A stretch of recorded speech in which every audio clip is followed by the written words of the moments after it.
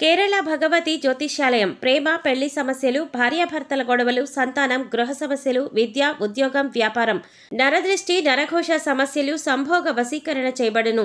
స్త్రీ పురుష వశీకరణం ప్రత్యేకంగా 100% చేయబడును. మొదలగు ఎటువంటి సమస్యలకైనా గురువుగారిని సంప్రదించండి. 2 రోజుల్లోనే పరిష్కారం చూపబడును.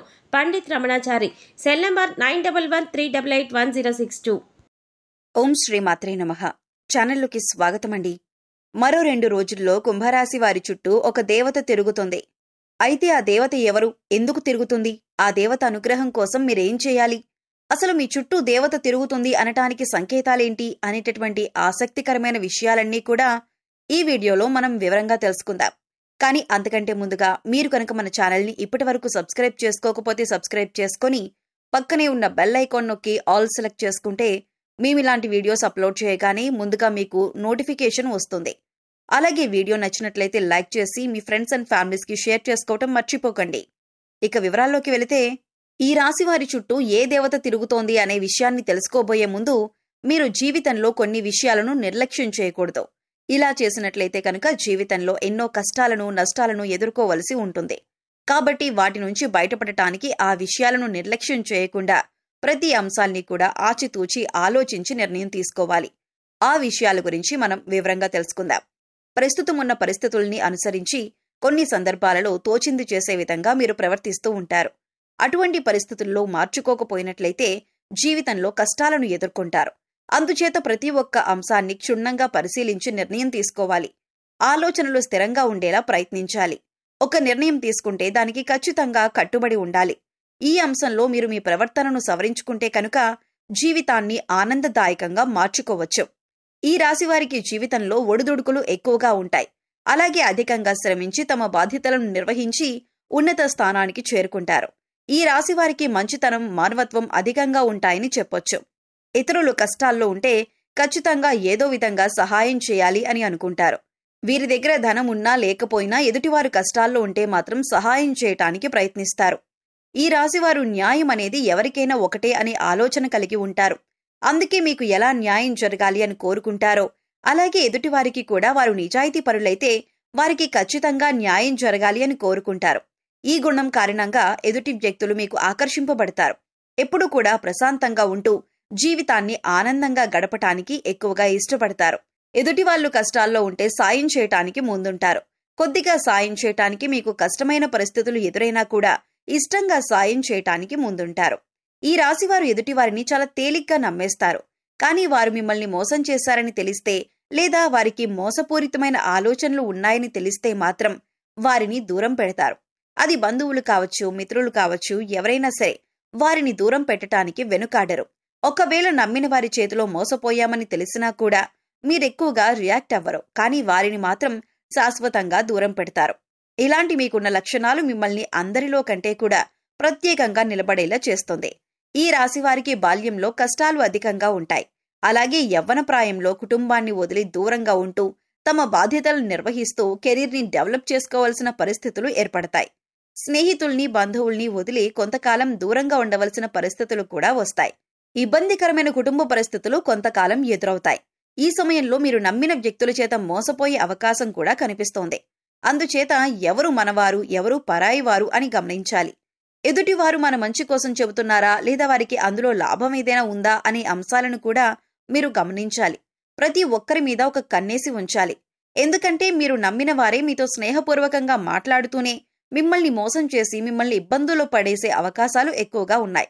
ఈ సమయంలో ఈ రాశివారు వ్యాపార కూడల్ని అద్దెకిచ్చే ఆలోచన ఉంటే మానుకుంటే మంచిదే. ఎందుకంటే అది మీకు నష్టాన్ని చేకూర్చవచ్చు. ఇక మీ వ్యాపారం ఏదైనా ఉంటే దాన్ని విస్తరించడానికి ప్రయత్నించినట్లయితే లాభాల బాట పడతారు.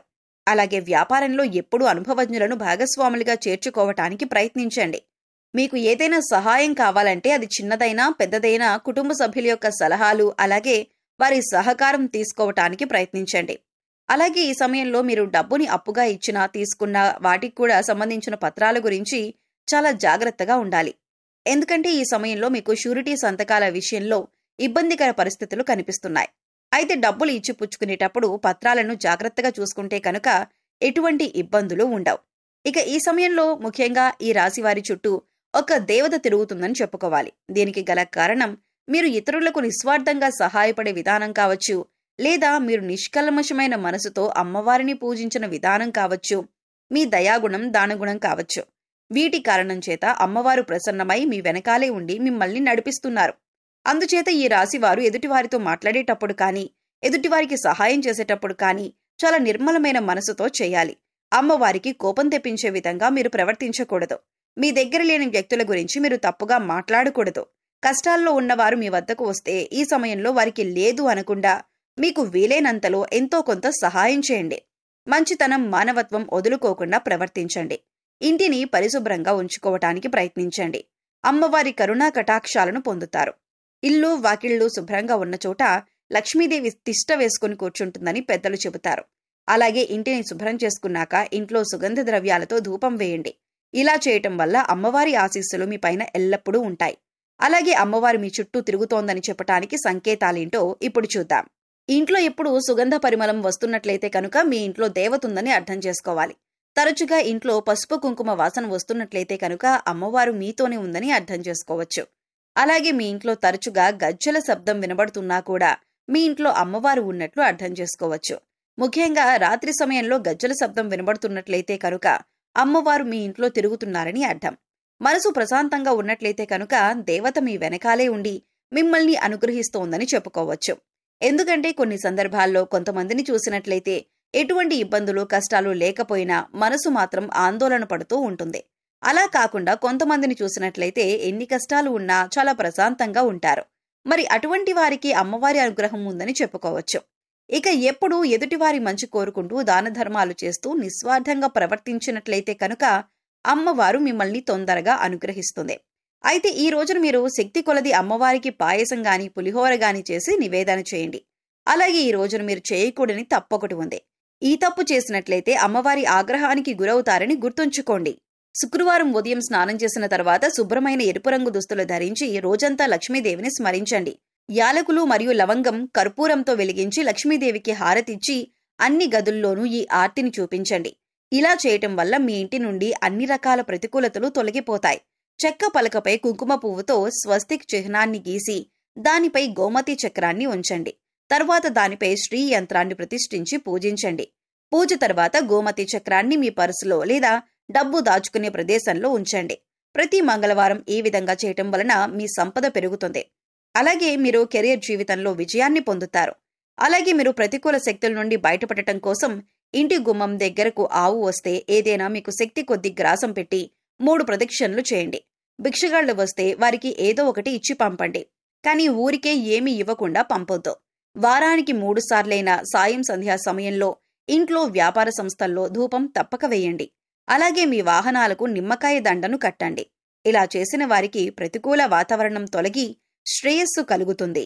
ఈ రోజున మద్య మాంసాలకు దూరంగా ఉండండి. ఎవరిని దూషించకండి. ఇలా చేయటం వల్ల మీరు చిక్కుల్లో పడే అవకాశం ఉంటుంది. మీ చుట్టూ అమ్మవారు తిరుగుతుంది అన్న విషయాన్ని గుర్తుంచుకోండి. ప్రతిరోజు దీపారాధన చేయండి. మీ ఇష్టదైవ నామస్మరణ చేస్తూ ఉండండి. రోజుకొకసారైనా కనకధార స్తోత్రం చదువుకోవటానికి ప్రయత్నించండి. చదవటానికి వీలు కాకపోతే కనీసం వినటానికి ప్రయత్నించండి. ఇలా చేయటం వల్ల అమ్మవారి కరుణా కటాక్షాలతో అద్భుతమైన ఫలితాలను పొందుతారు. సో చూశారు కదండి, కుంభరాశి వారి చుట్టూ ఏ దేవత తిరుగుతుంది, ఈ రాశివారు ఎటువంటి ఫలితాలు పొందుతారు, అలాగే మీ చుట్టూ ఉన్న దేవతను ఏ విధంగా గుర్తించాలి, దేవతను ప్రసన్నం చేసుకోవటం కోసం మీరు ఏ పనులు చేయాలి అనే అంశాలను ఈ వీడియోలో మనం వివరంగా తెలుసుకున్నాం కదా. ఈ వీడియో మీకు నచ్చినట్లయితే లైక్ చేయండి. మీ ఫ్రెండ్స్ అండ్ ఫ్యామిలీ మెంబర్స్లో కుంభరాశి వారు ఉంటే వారితో ఈ వీడియోని షేర్ చేసుకోండి. అలాగే ఇప్పటి వరకు మన ఛానల్ని కనుక సబ్స్క్రైబ్ చేసుకోకపోతే సబ్స్క్రైబ్ చేసుకొని పక్కనే ఉన్న బెల్ ఐకాన్ నొక్కి ఆల్ సెలెక్ట్ చేసుకుంటే ఇలాంటి వీడియోస్ అప్లోడ్ చేయగానే ముందుగా మీకు నోటిఫికేషన్ వస్తుంది. మరో చక్కటి వీడియోతో మళ్ళీ కలుద్దామండి. ఓం శ్రీ మాత్రే నమః.